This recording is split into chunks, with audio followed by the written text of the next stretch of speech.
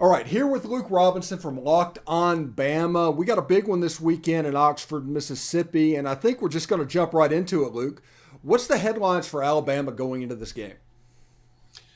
I think the headline is how are they going to respond after a loss, and essentially being out of the college football playoff race and really being out of the SEC race for all intents and purposes, barring miracles. This team, this program hasn't lost two regular season games before the Iron Bowl since 2010.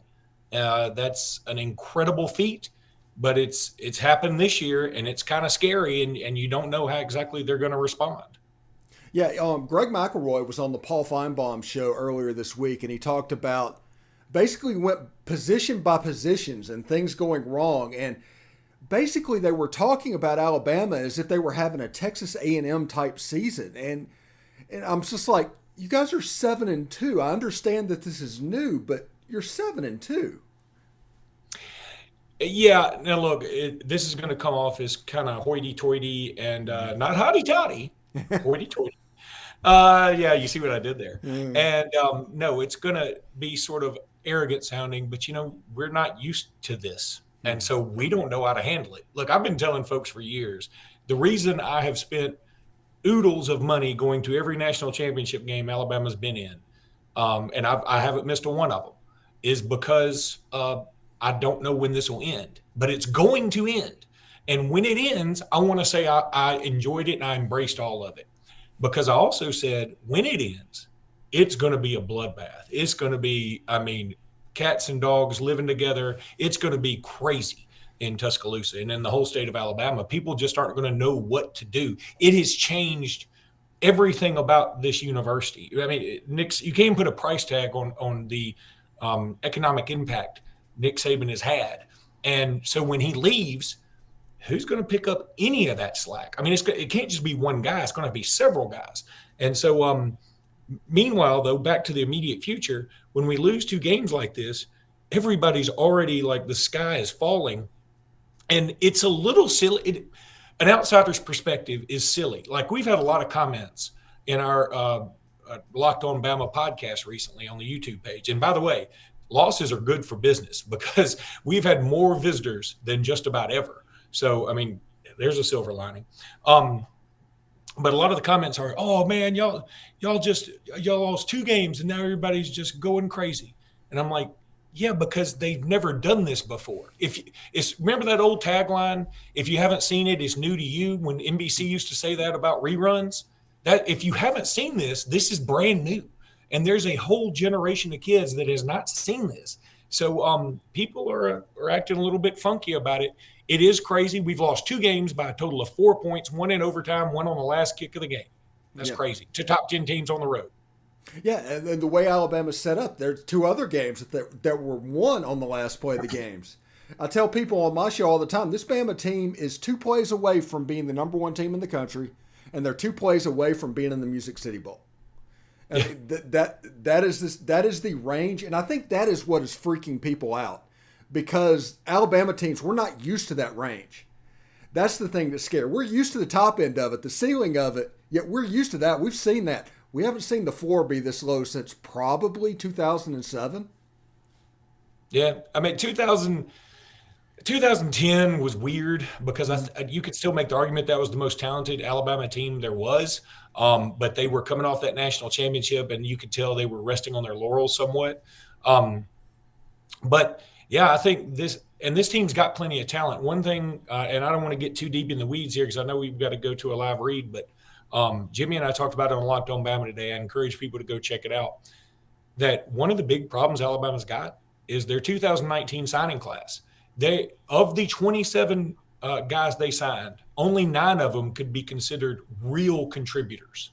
And that's your upper class. That's supposed to be where your leadership comes in right now, and it isn't there. And in fact, John Mechie, Christian Harris, and Evan Neal are already in the pros, and some of these other guys are hurt, or like Trey Sanders. I mean, I guess you can consider him a contributor, but he's been hurt his whole career. Justin Aboigbe's out for the year right now. Then you got a guy like DeMarco Hellum's been solid, but not spectacular. And Jordan Battle has been very good until this year. I think this is the worst year he's had at Alabama. So the senior leadership just hadn't been there for Alabama.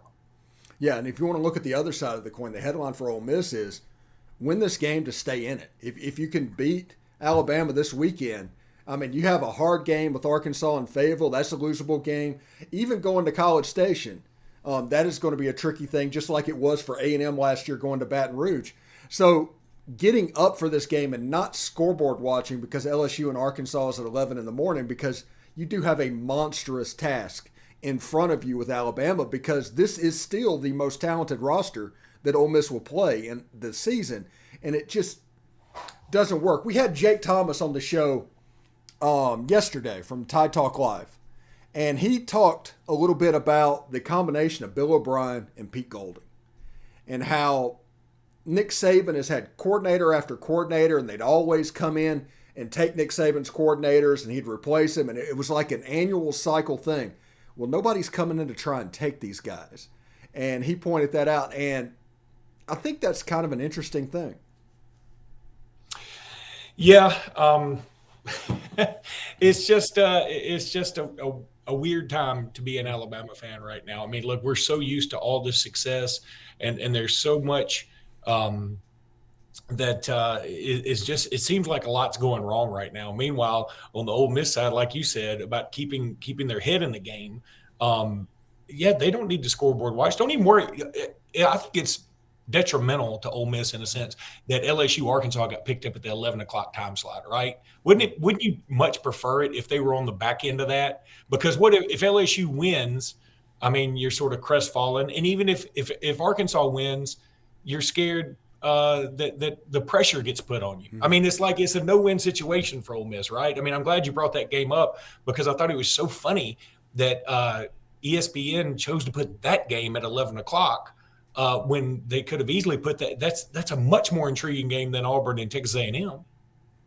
Yeah, best case scenario for Ole Miss wins out, and then Texas A&M beats LSU, because that game's on Saturday, Egg Bowl's on Thursday. There's no pressure. You get to chase all the way, and you can almost back in that way.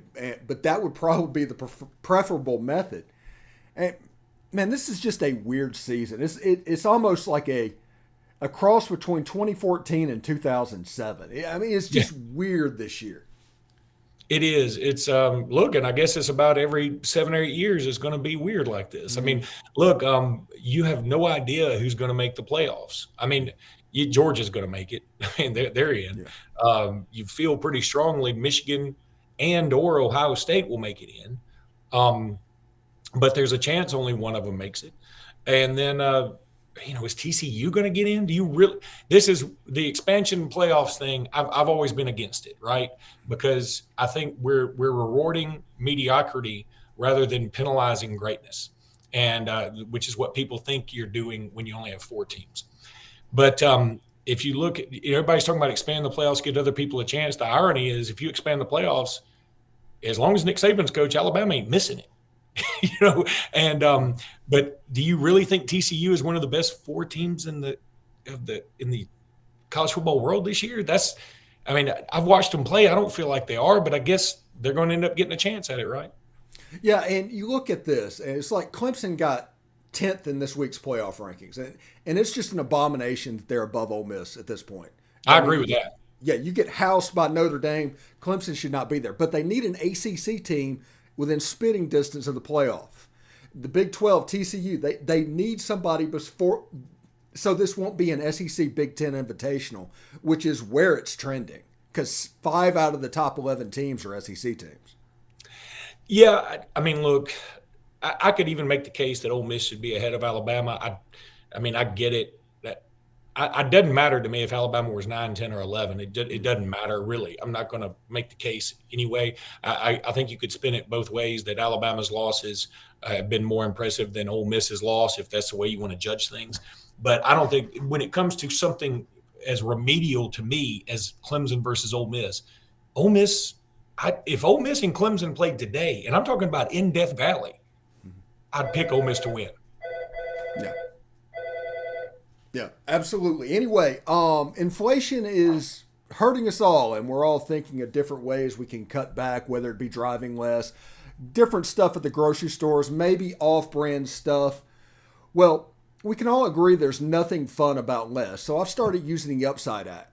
Upside is an incredible app for anyone who buys gas, groceries, or dines out. With Upside, you don't have to cut back because you get cash back on every purchase. To get started, download the free Upside app. Use my promo code LOCKED and get $5 or more cash back on your first purchase of $10 or more.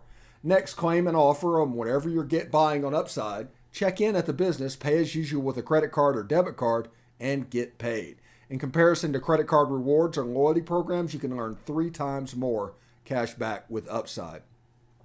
Upside users are earning more than $1 million every week. That's probably why they have a 4.8 rating on the App Store. So download the free Upside app. Use promo code LOCKED and get $5 or more cash back on your first purchase of $10 or more. That's 5 or more cash back on your first purchase of $10 or more using promo code LOCKED. And also, I do want to say thank you very much for making the Locked On Ole Miss and the Locked On Bama podcast your first listen every day. We are free and available wherever you get your podcast, including YouTube. So do us a favor, subscribe to the YouTube channel, hit the bell for notifications when we release a new video, and of course, participate in the conversation by commenting down below or upvoting the video itself. We'd appreciate it very much. Luke, now let's move into the game this weekend. We talked about headlines a little bit. What do you think is Alabama's key to winning this football game Saturday? Having fun again. When it used to be having fun for Alabama was joyless murder ball, right? I mean, you just go out there and you just beat people to a bloody pulp. But I don't think that's having fun for Alabama right now. I think having fun is going to be they don't have the weight of the world on their shoulders right now, so I'm hoping they can kind of cut loose. But man, I'm going to tell you the truth. I think Ole Miss is going to win this ball game. I'm scared of the way Alabama's going to react, but I'm trying to come up with the keys. And the only thing I can figure is just, man, go out there and just play like with reckless abandon. Just go out there and play, caution to the wind, all those cliches, and just don't worry about it. Because at this point, yeah, you don't want to lose. But, I mean, for the most part, Alabama's out of their goals. So your new goal should be, let's finish this season strong. And let's let Bryce Young try to set as many records as he can set. Let's develop some wide receivers. Let's play some – if the older guys aren't going to step up, I just brought that up in the last segment, then let's – oh, my gosh, y'all, I'm – sorry, my work phone is going crazy. Anyway, just start having fun again, because it feels like you watched the LSU game, right? The first drive, it was a sweet drive. I mean, they get all the way down to the goal line, and then they throw a pick, and it's like they went into a shell. I mean, the personality of this team seems so fragile. Just don't worry about it. Go out there and have fun. I can tell you somebody's going to have fun, and that's Lane Kiffin. He has fun at everything he does. So go out there and just try and match that energy.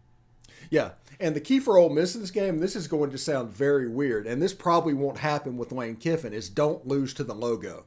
As soon as Alabama comes out with those crimson helmets and their white jerseys and white pants, do not get beat before kickoff, because let's be real, over the last 20, 30 years, Ole Miss and Alabama have played this game several times, and there's been several times that Alabama has just housed Ole Miss. It was over before it even started. You walked in thinking Ole Miss had a good chance to win the game. Alabama ended up winning relatively easy. I think Sean Alexander just scored another touchdown on Ole Miss.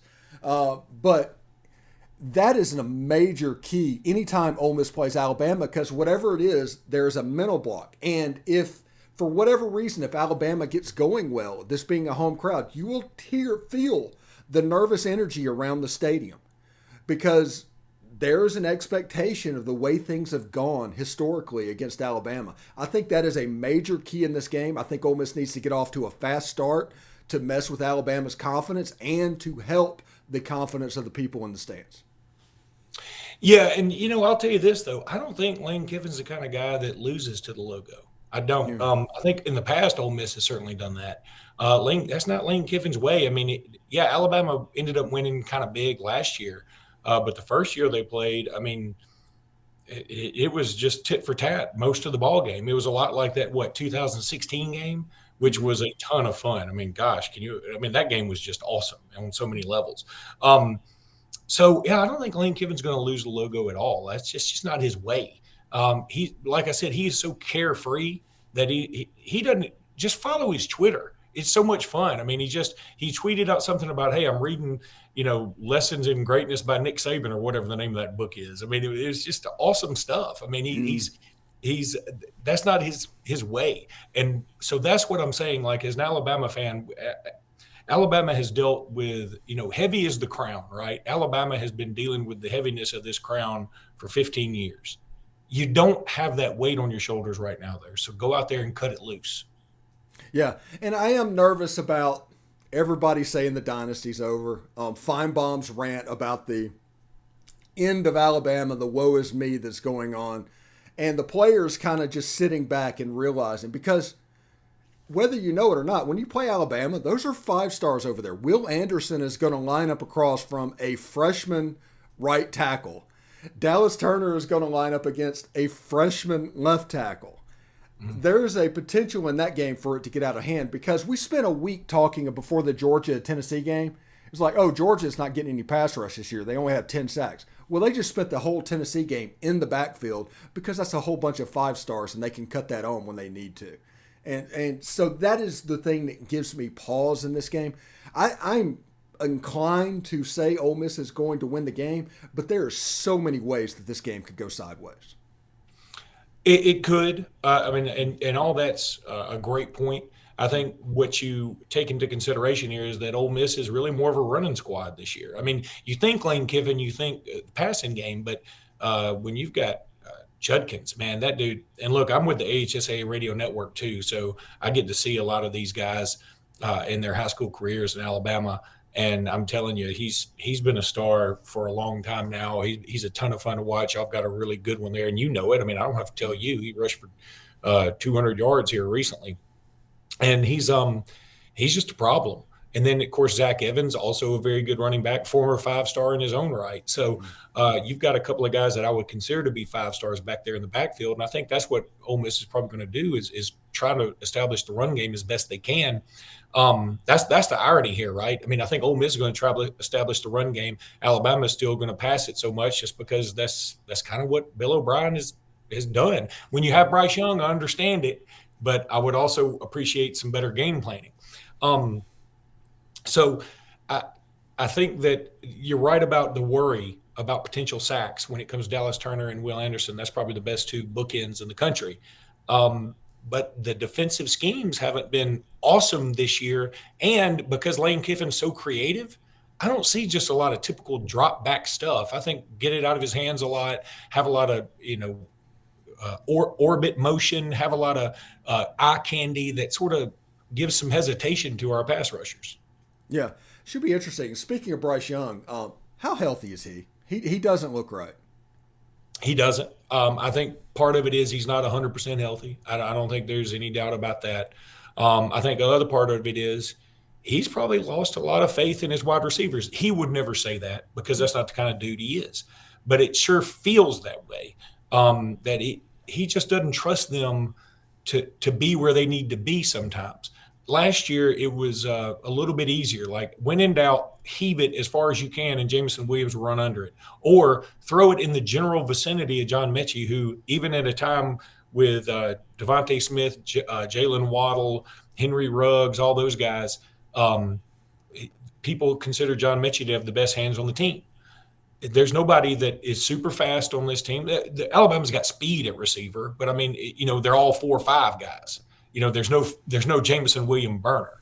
And they've all got pretty good hands, but nobody's got the kind of hands where, like, I'm getting that ball. I mean, Devontae Smith against LSU kind of catches. You don't see that. So I think he's lost a little faith. And then, even his most dependable receiver, who's not a running back. By the way, the longest pass play we have is to a running back in Jason McClellan, and our best receiver is probably Jahmyr Gibbs, another running back.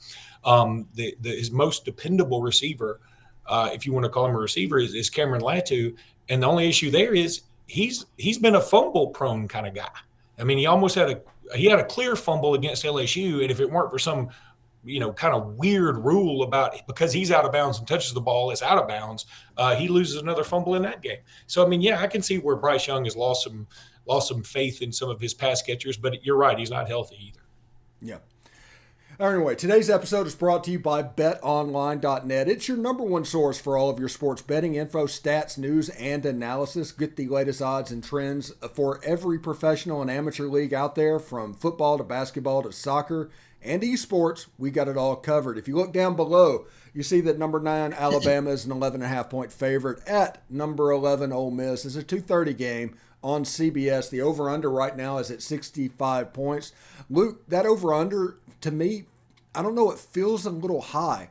This game feels more like 2014 than 2015 to me. I can see that. But if Alabama does come out and do what I'm hoping they do, I can see where Alabama will score a lot of points, and then Ole Miss will end up having to match that. And I think they can, because Alabama's defense statistically has been good, but when they need to get stops, they haven't been able to do it. And I'm scared Ole Miss will be able to, make some things happen. Yeah, should be really interesting to see. Anyway, head to the website today or use your mobile device to learn more. It's Bet Online where the game starts. Anyway, Luke, let's go into the last segment to where we talk about what we're watching in this game and give our predictions. How do you think this game's going to go for Alabama? What is your prediction of it? Well, I hadn't put a prediction out there yet, so you're my first with this. I'm going to go Ole Miss 34, Alabama 28. I'm really concerned about the mental state of this football team. Now, again, I'm not super confident in this prediction at all, because I don't think anybody knows where Alabama's head is. But if they are still dwelling on the fact that they didn't meet their goals, or if they're lamenting the fact that they are the reason people are talking about the dynasty is dying, then I think that this could be bad. Look, you're not going to completely slow down Alabama. I mean, Alabama's still Alabama. They've got a good offensive squad, and they got the best quarterback, I think, in Alabama history. And Ole Miss's defense is not quite as good as somebody like LSU's or something like that. But I'm having a hard time picking Alabama to win right now. I just am, and I hate feeling that way, and it's been a long time since I've felt that way. But, this feels like the kind of game that Lane Kiffin, with an off week, spent a lot of time working on it, excited about it all summer. Lane Kiffin's the kind of coach to me that'd be like, in the summer he goes, okay, you get blown out at LSU, even when you're in the top 10 and everybody's singing your praises, but you get to beat Alabama. Will you take that? He'd say, yeah, all day, because I want to beat Nick Saban, and I want to do it at my house. And, I'll take a blowout loss to LSU if I get to beat Alabama by 1 point. I don't care. And I think he would do that. And I feel like that's kind of where this is headed, that he's put a lot of effort in this thing, and I think it's going to pay off for him. Yeah, and also getting out of here, with all the rumors that are going around about Auburn and Lane Kiffin, is there any way that Alabama would hire Lane Kiffin if he took the Auburn job? Maybe. I'll tell you this, Lane Kiffin's the only coach, I think, living, that if he went to Auburn and then Alabama offered, that he'd leave Auburn for Alabama.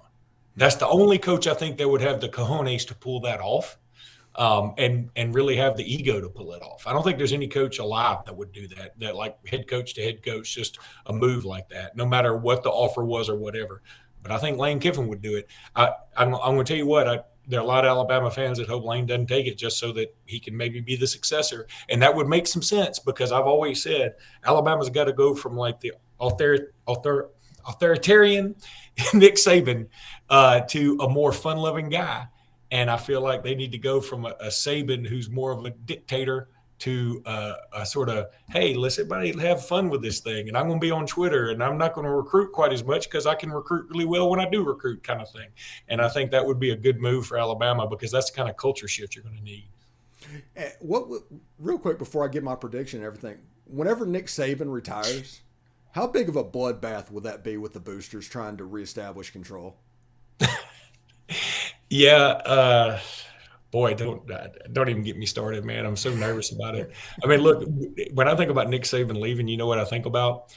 When Mike Dubose had his press conference, I think it was in 97, or late 96 or whatever, And no, it is 97. And I remember I was one of those idiots that was like, let's fax in and say, you got to hire Mike Dubose. He's an Alabama guy and he loves Alabama, Crimson Tide, blah, blah, blah.